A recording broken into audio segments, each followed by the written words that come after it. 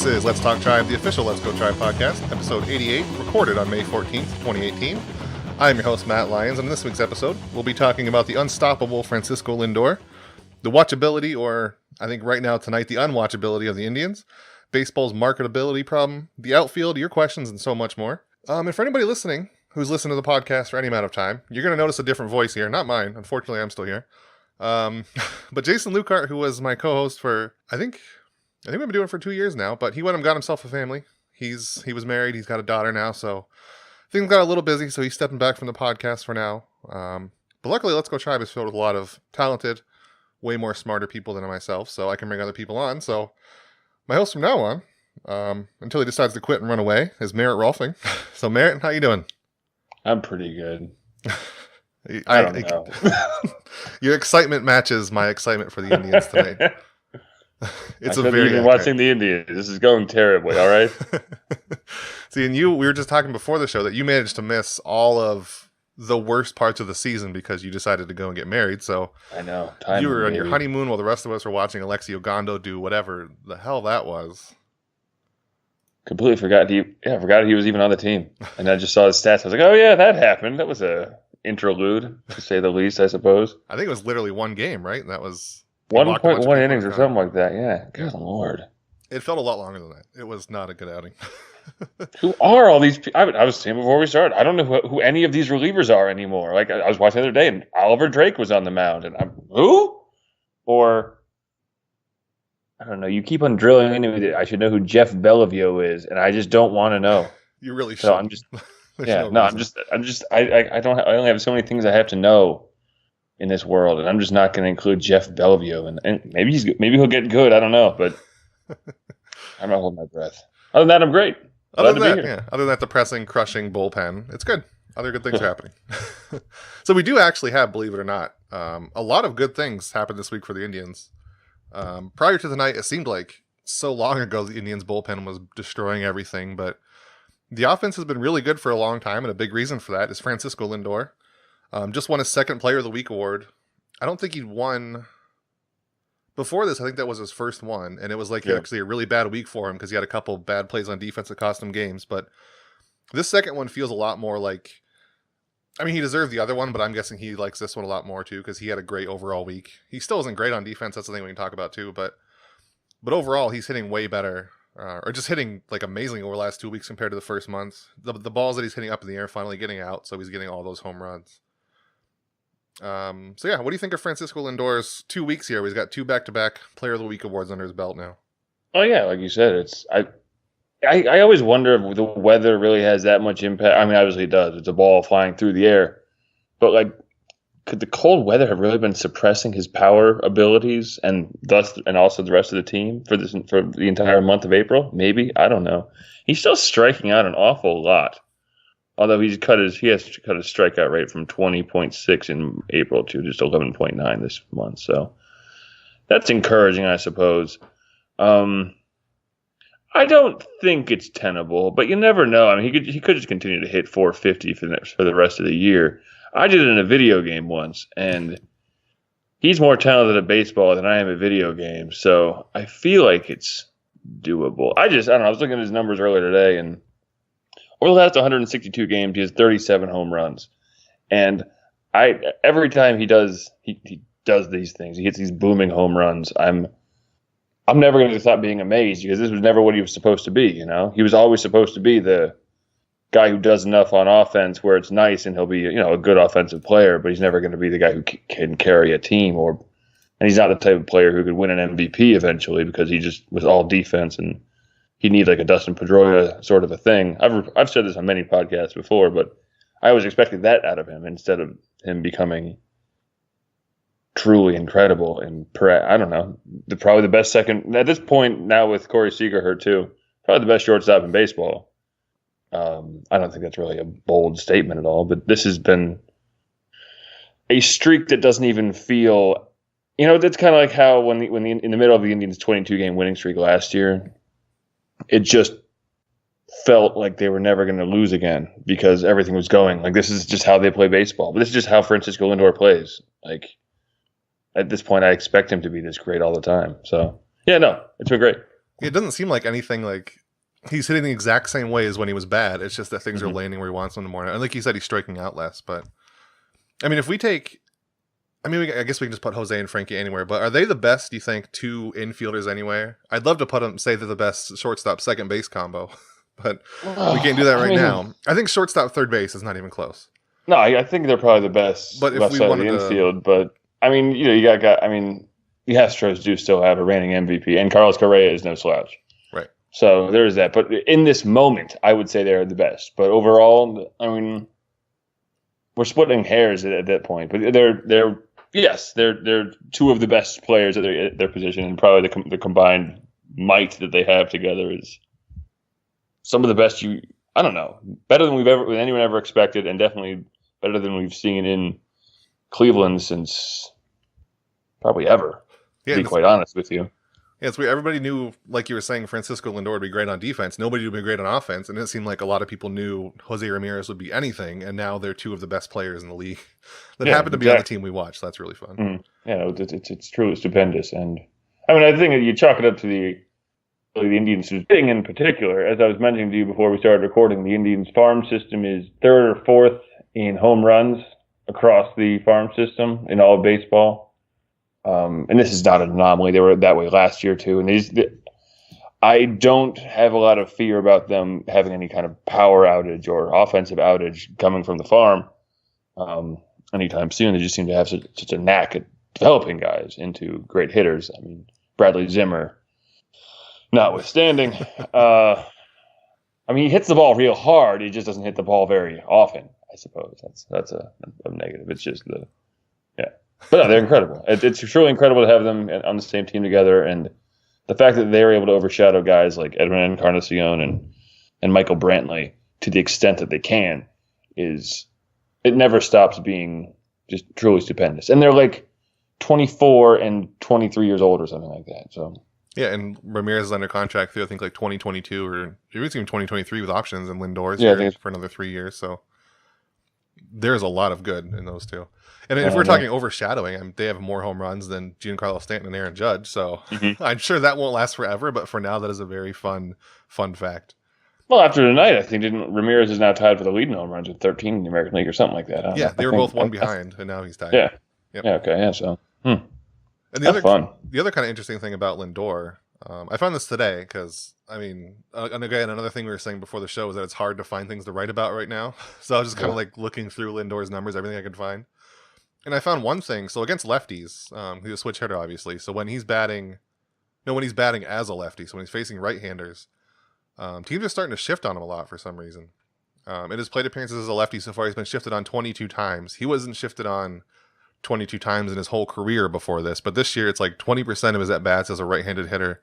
Teams are shifting on him. I don't know if that's just because they're seeing the power spike, but I mean, he was pulling the ball a little bit last season, so somebody was thinking, oh, we can get this tiny advantage against such a great hitter, but he's not pulling the ball again this year. It's going everywhere again. It's going too high. The shifts are not...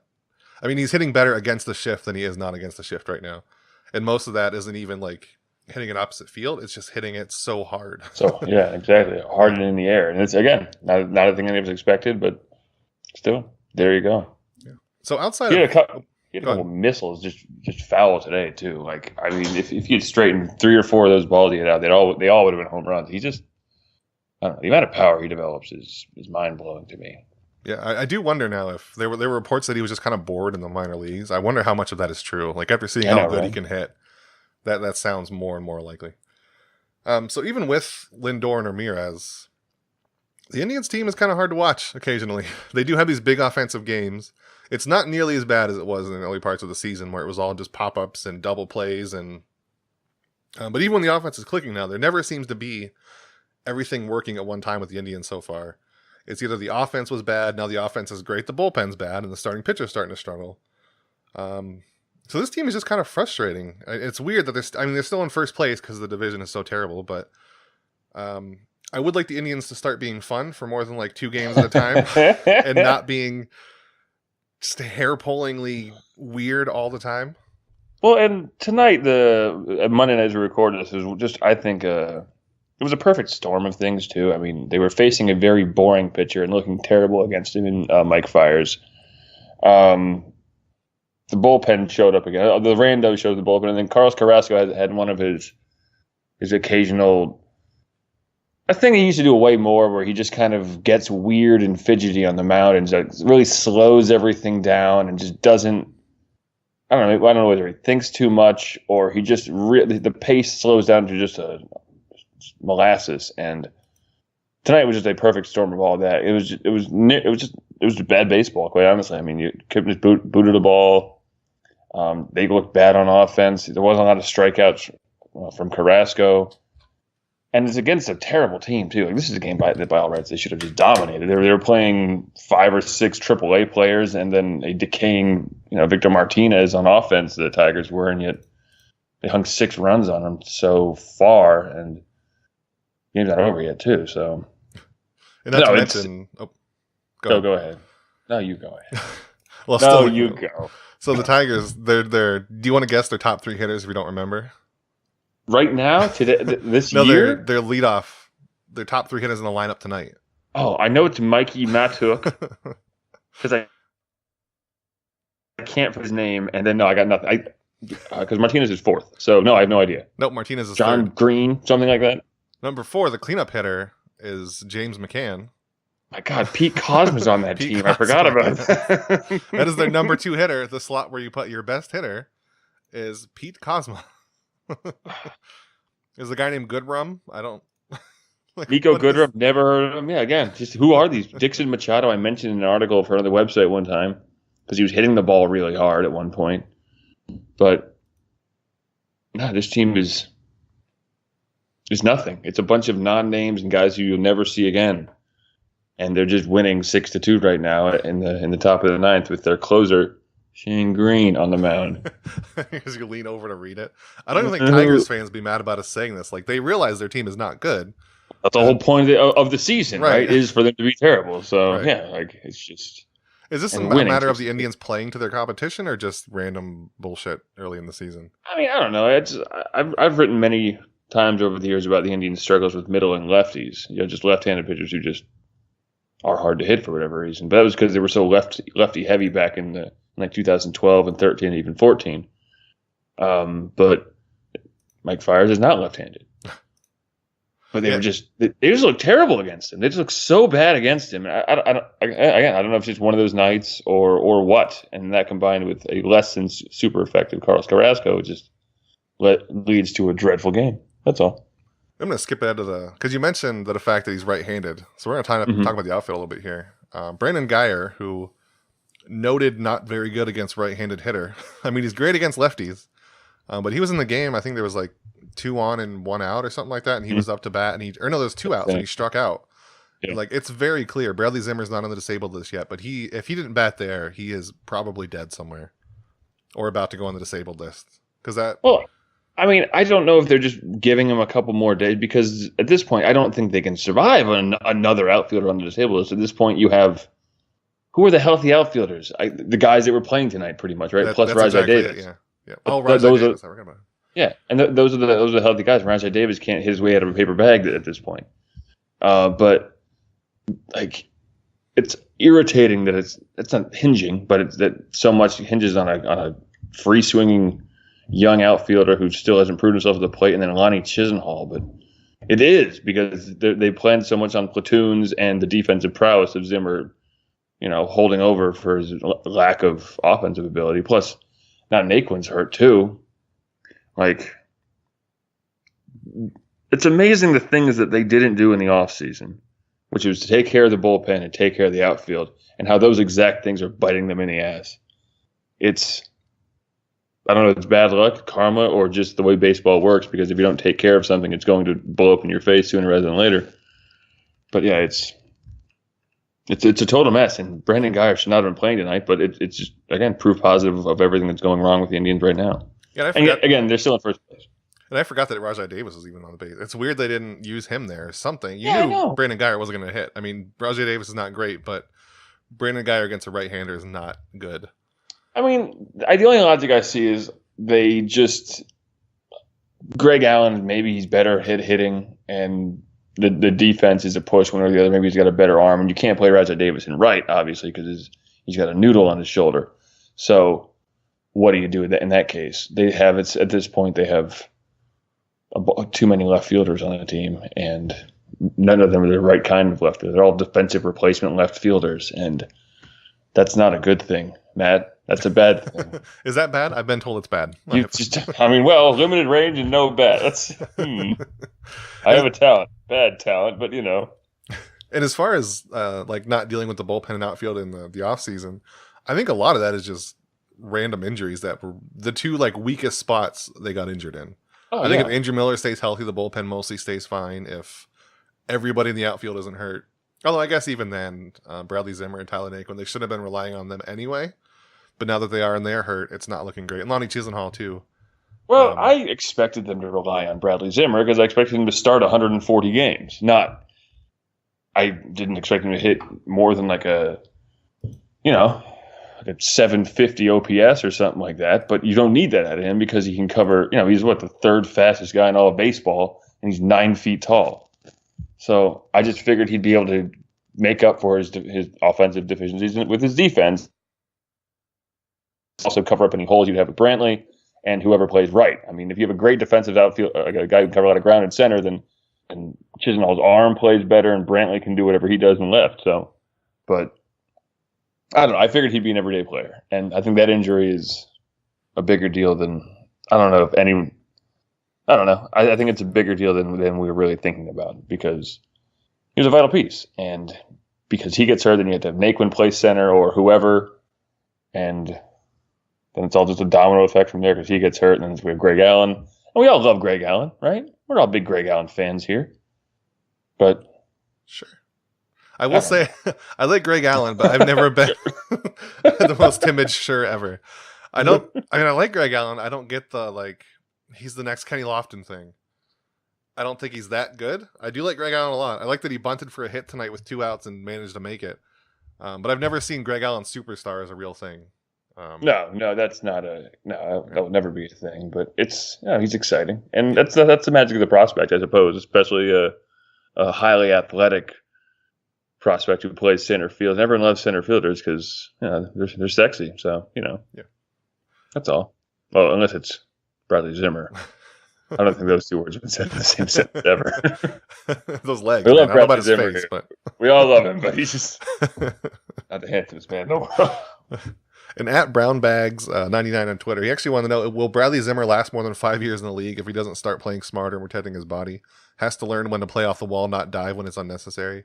I don't think diving is Bradley Zimmer's problem. I think it's sprinting into the wall is what's going to end him.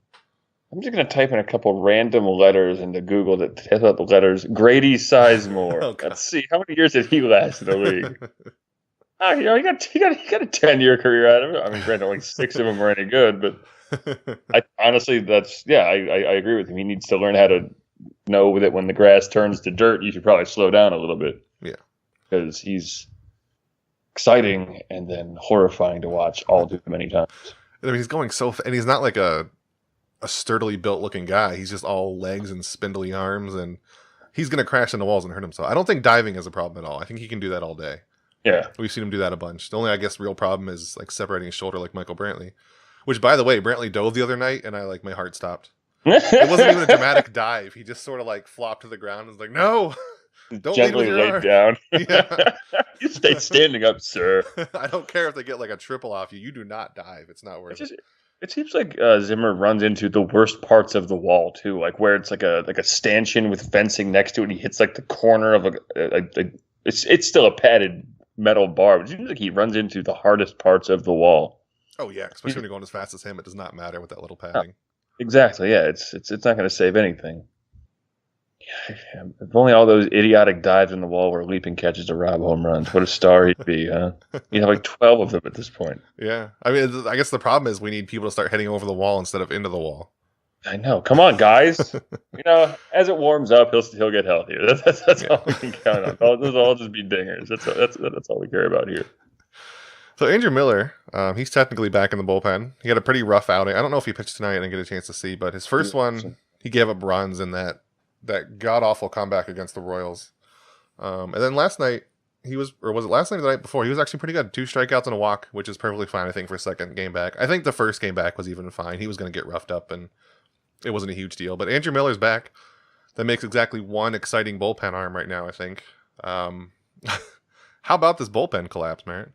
I mean, it's dreadful, right? We all wrote about it. I'm pretty sure everyone who writes for Let's Go Tribe wrote at least one article about how they're probably going to miss Brian Shaw more than they think they will. And even if Brian Shaw isn't good this year, I haven't really looked at his stats lately. I remember he was having kind of a bad run there for a bit. But it's a little bad, yeah. They missed that type of thing, basically. Yeah. They just missed the guy who could just gobble up innings, because I don't think it's a good idea for Andrew Miller to throw more than 50 innings this year at this point. I mean, he's 33 years old.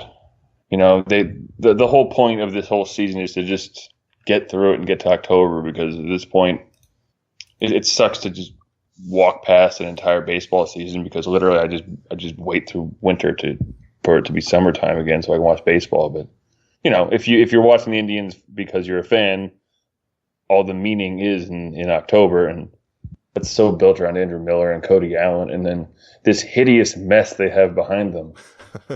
I mean, I don't think anyone could have expected Dan Otero to be this bad, but he's just been so bad here. And I don't know if that's a luck thing, but he's giving up so many hits, and like a sinker ball pitcher should not be giving up that many home runs.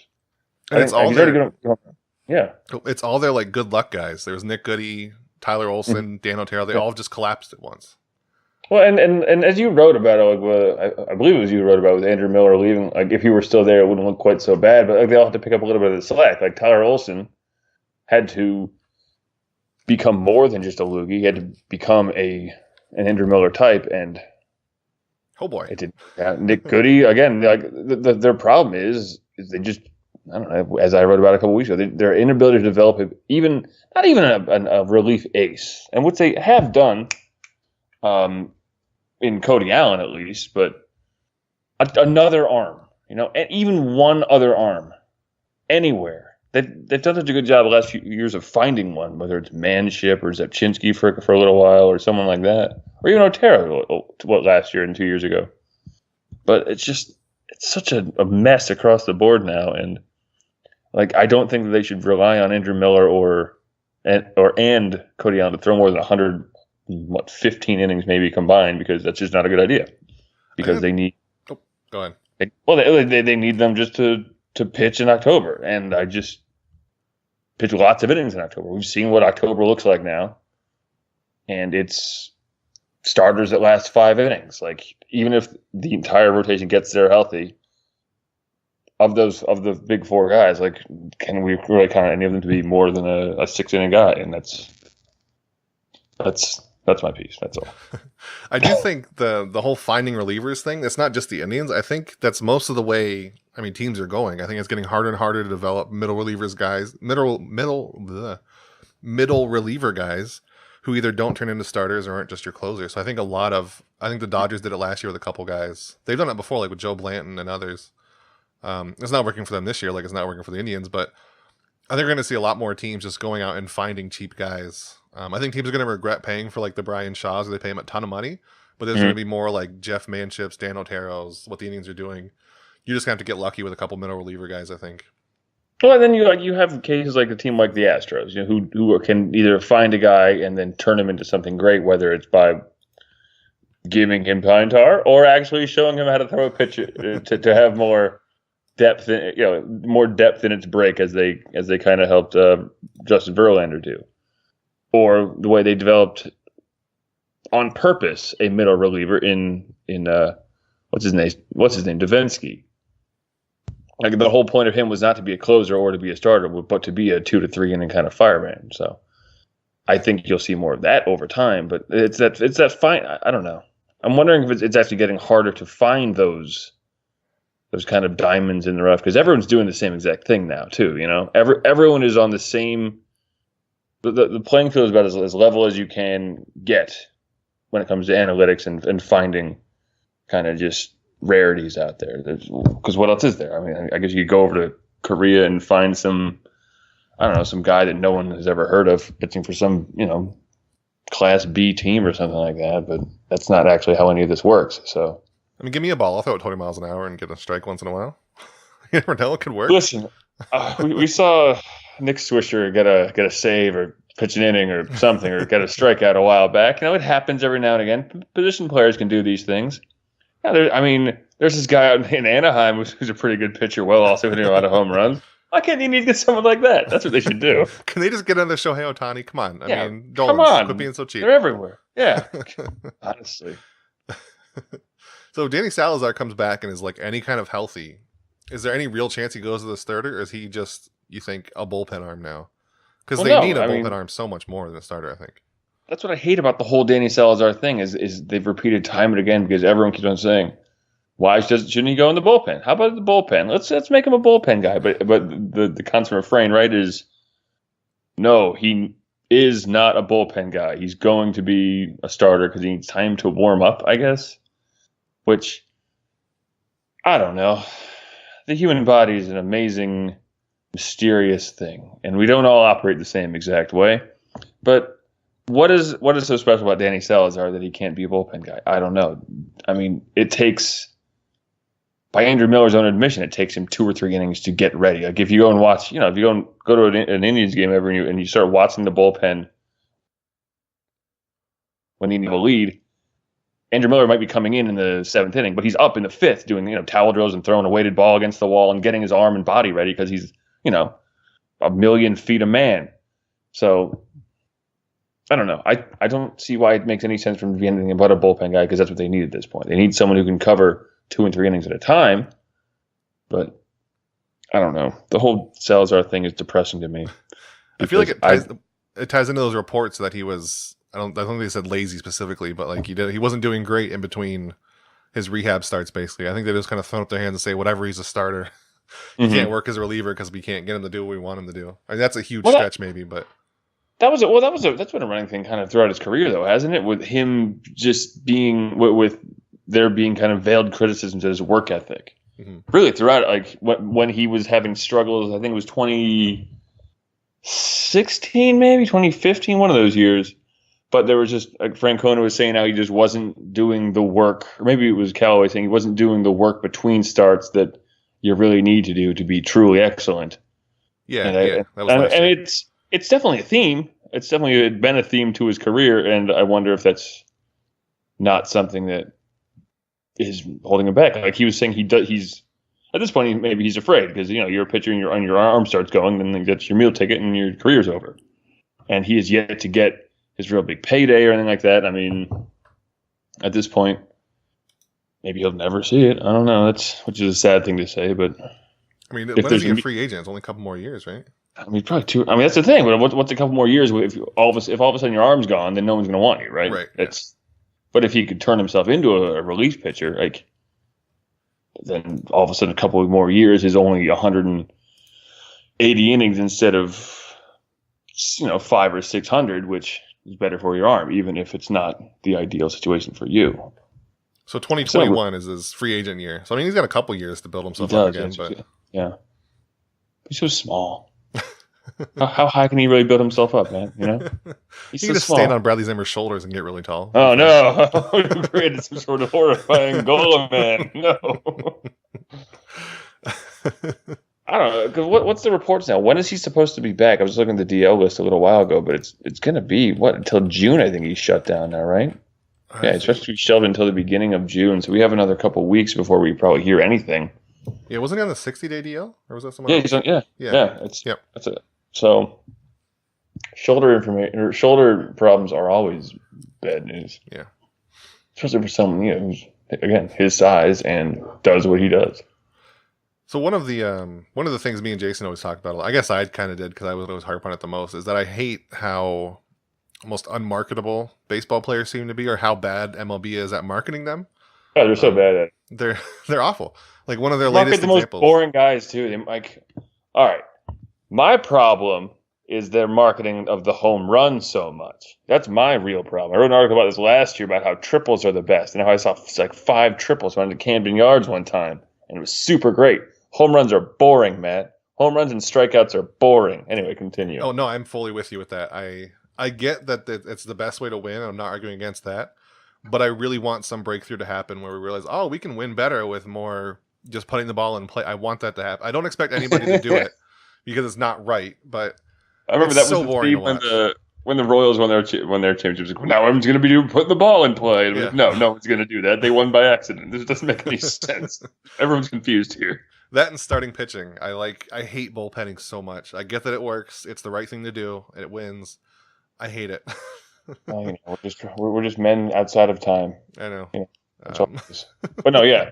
But to your point, they are bad at marketing. I don't know why Aaron Judge. I know why Aaron Judge is on the cover of MLB The Show. I get it, but it should have been Jose Altuve, perhaps the most exciting player in baseball. Yeah, he's not the best player in baseball, but he's definitely the most dynamic. Or up there. I would much rather watch a ball land between the center field and right fielder and Jose fly around the bases than Aaron Judge just hit another ball 700 feet. It's not even that amazing anymore. After a while, you're like, everyone's doing that. Yeah, not everyone. It is still amazing. I'm being ridiculous here, but literally, there's now 2 of them on one team. This is obscene to me. Well, you can only there's only one way a home run can go is you hit it hard and it goes far. There's so many things that can happen when you put a ball in play that are exciting and so much about baseball that's good like that. But and what was the best home run in the 2016 season? That's right, Tyler Naquin's walk-off inside the park home run. Yeah, right? The one that didn't even leave. That's the only good hands down. Yeah, best hit of the entire year. Yeah. By any player, anywhere. That's best hit of a few years. What was better than that hit in previous years or since? I can't think of any. Well, to be quite honest, the Jose Bautista home run in the postseason was pretty great. Yeah, when he flipped to that. Yeah, that was really cool. But again, that's a thing happening beyond just hitting the ball, and there was emotion and things like that too. So, that was also the postseason. If you put Tyler Naquin's hit in the postseason, that's way better. Someone's head would explode. Yes, no, exactly. But so the real reason that the MLB sucks this time is they're warning players about cleats. Mike Clevenger was the first one to tweet it that he had a bunch of artwork drawn on his shoes. MLB said their words were non-conforming illustrations, which how much more authoritarian can you get than that wording? But bunch of nerds. That's all I hear. Yeah. And then Ben Zobrist and others came out and said the exact same thing. And this is kind of a new thing. They haven't been that strict on enforcing it. I don't know how many people have been drawing on their cleats necessarily, but I guess it's a thing that MLB has decided they don't like all of a sudden. And they released a statement about it actually, which said, "We have shoe regulations that were negotiated with the union in the last round of bargaining. If players have complaints about the regulations, they should contact their union which negotiated them. We have informed the union that we are prepared to negotiate rules, providing players with more flexibility, blah, blah, blah." So I have 2 kind of separate theories about this. I don't think they're doing it. It's going to cause a strike. That's what's going to happen. The cleats. Shoe strike. So I think either they saw that, who's that Astros pitcher that had one that was just a train wreck? It was glued together and was it Trevor Morton, I think? Oh, you got to find that. He was responding to Trevor Bauer. Well, not directly Trevor Bauer, but he had something on his cleats. It looked like it might have been a sticky substance. So afterwards he he had a video. Yeah. So I think either MLB saw that and they were horrified and we're going to start enforcing shoe rules now. Or Lance McCullers, that's who it was. Okay, yeah, there you go. That's the one. Or the kind of conspiracy theory is that the owners are just getting any little bit of leverage they can. Because their wording in their statement kind of puts the onus on the player association. Mm-hmm. So when they go to negotiate, it's not. I don't think it's going to cause a strike itself, but it's going to be one of many things where they can say, "Oh yeah, we'll give you this. If you want the cleats, you just gotta give into this." And then if they don't do it, it's going to reflect poorly on the players association. And then MLB can just say, "Oh, we tried to negotiate, but they wouldn't do it." It's just purely leverage at this point. I think because I don't think they care about shoes. No, I don't. Unless there are total sticks in them. But no, I think that does make a great point. I think that it could just be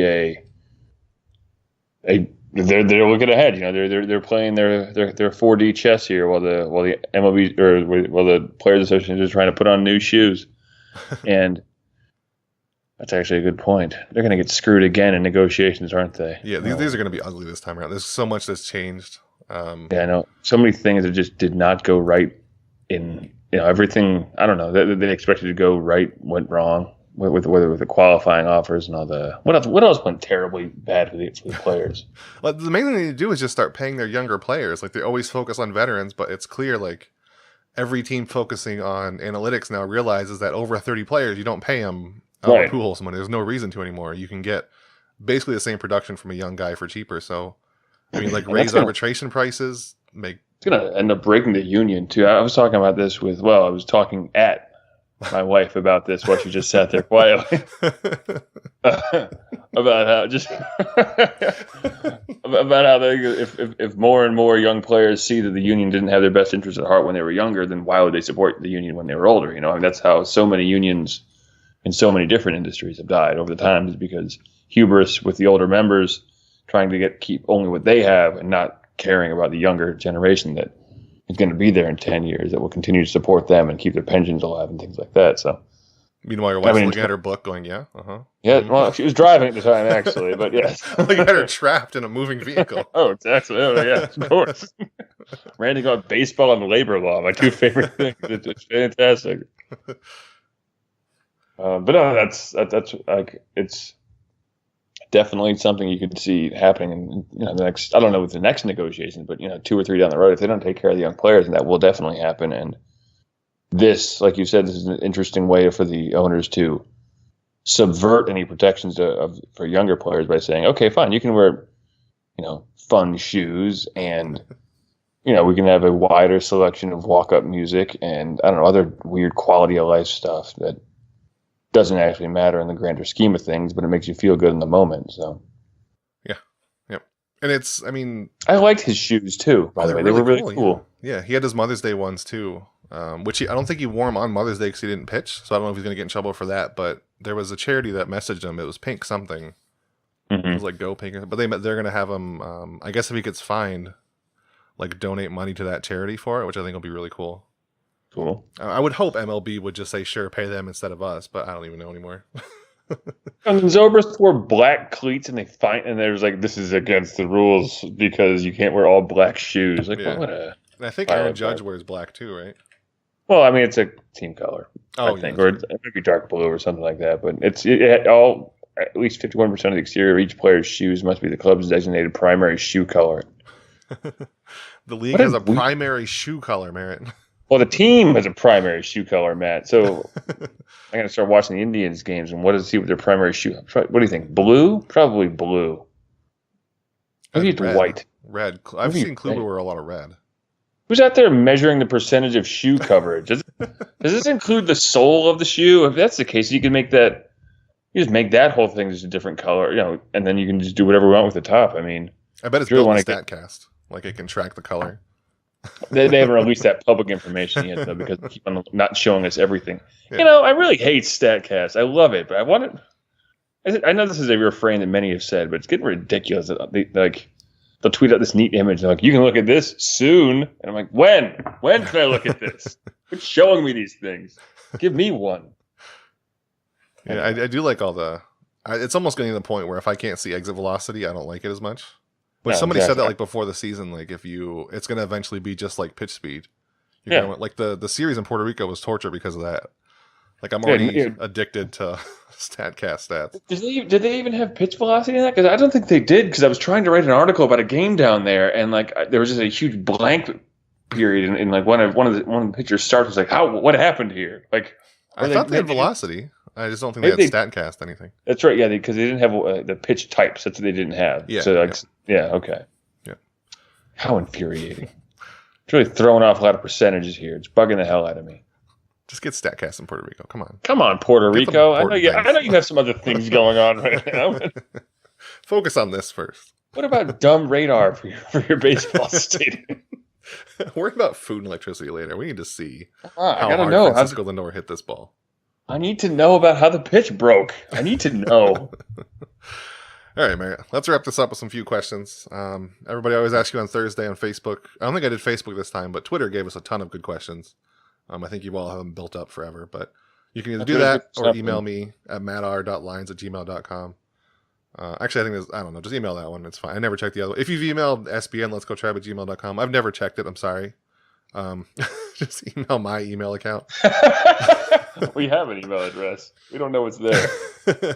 I made it once and I was like, I'm never going to look at this. I want to get like an actual Let's Go Try. That'd be cool. But that's a whole other thing. But anyway, on Mondays, we'll ask you guys for questions. You can always send them over. We'll take a few of the best ones and answer them. First, at Joel Hammond. Everybody might know him, friend of the podcast. He wanted to know, Gonzalez has been playing well lately. Is his outburst at the plate sustainable? Any chance he starts playing more in platoon with Kipnis? That's an interesting question. I So mean, the expectation is no, right? Because we've seen it. It feels like we've seen enough of Eric Gonzalez to think that no, we know everything about him. But at the same time, he has batted a total of 30. No, I'm just thinking over his entire major league career, 162 times. Yeah. He has played in 100 games in his entire major league career. So honestly, no, we really don't know anything about him. And granted, his batting average on balls in play right now is 526. So to answer Joe's question, no, I don't think that is sustainable. But again, he could be changing. I just finished writing an article about Francisco Cervelli a little while ago, and this is the 32-year-old we're talking about who made a lot of money already and already had a role in baseball, but he's completely changed the way he plays baseball. I haven't really been paying attention to what Gonzalez is doing. His line drive rate is up 11 points from last year. Is that sustainable also? I don't know. That would lead to a very high batting average on balls in play. I think line drives end up being hit it's like a batting average of like 600 on them or something like that. So, yeah. I don't know what his split numbers are like either. But I don't. They're pretty close. So. Yeah. I'd prefer it to be Yandy Diaz on the team. Yeah, that'd be nice. I'm not shy about saying that, but no, I don't think he's going to be on the team I don't think Eric Gonzalez is going to be anything more than what he is, which is too bad because he seems neat and nice. Seems like a nice enough guy. He's pretty neat, yeah. Well, I don't know, he's got big ears. Yeah. See, I'm with you. I don't think the stats are close enough. But even if they were, so if it was close enough to maybe push him to taking over Kipnis, I don't think he would just because of who's managing the Indians right now. We know Francona likes his guys, and Jason Kipnis is one of his guys. And he also likes having bench players who can play everywhere, and Eric Gonzalez can play everywhere. So I think the way the team's set up now is like peak Terry Francona. So I don't think even if it was close, Eric Gonzalez would be taking over the starting spot, which I don't think is terrible because I hope to God Jason Kipnis bounces back. And I also think Gonzalez is a really good option off the bench because he can play everywhere. He seems pretty good at coming in to pinch hit. So I really like him off the bench. I just don't think he's a starter, at least on the Indians. If you go on Fangraphs to the Indians leaderboards, you have to go to the second page to find Jason Kipnis' stats. Wasn't at one point he had like double digit, or no, he had double digits, but like one of the lowest WRC pluses? It was really bad. It's 38 right now. Yeah, that's not good. That's not good. That's not good at all. And he's got to bounce back, right? He was on base a couple times tonight, I think. Yeah, he's walking at his career average rate. He's striking out at about his career average rate. Yeah. Batting average on balls in play is 90 points below his career average rate. It's just we don't know what to expect out of Jason Kipnis anymore because he keeps on getting hurt. And then you're like, well, he bounced back again? Who knows? We'll see. And I'm also very glad that the Indians picked Eric Gonzalez over Gio Urshela. I don't know if they picked it just because of the couple good games that Gonzalez had, but if that's the case, I'm fine with it because I loved Giovanni Urshela on defense, but I had enough of watching him try to bat. No, sure. No, I agree with you. I didn't need any more Gio Urshela in my life. Feels mean to say he had his chance and he totally blew it by tanking batted ball after batted ball in the ALDS last year, but that's pretty much the case, yeah. Yeah, exactly. So at Sox Machine Josh, he wants to know how excited are you that the Indians will play the White Sox at the end of May? Josh is he does a White Sox podcast for Sox Machine, so he knows how the White Sox are going right now. But in general, this is kind of an interesting question because the Indians haven't played a ton of division games so far, and their division is it's called not great. Oh, okay, yeah, okay, that's more diplomatic. But then they play the White Sox at the end of May. They play the Twins as a makeup game, and then they play the Royals also in May, and then they just play a ton of intra-division games, which are going to be, all of June. I'm looking at the series now. There's one against Milwaukee, and a series against St. Louis and the A's. Other than that, it's all the AL Central. So they could make up a lot of ground and just leave the AL Central in the dust in June, I think. Or it could go terribly and they'll be like in last place. I don't know. But if they get it together in June, that could be where they pretty much seal it and can mostly let off the gas for like the last couple months, I think, unless some other team like the Twins keep being annoying or something. But it is nice the schedule the Indians have just based on how bad the division is. And the fact that they got through all the cold months playing the good teams, so who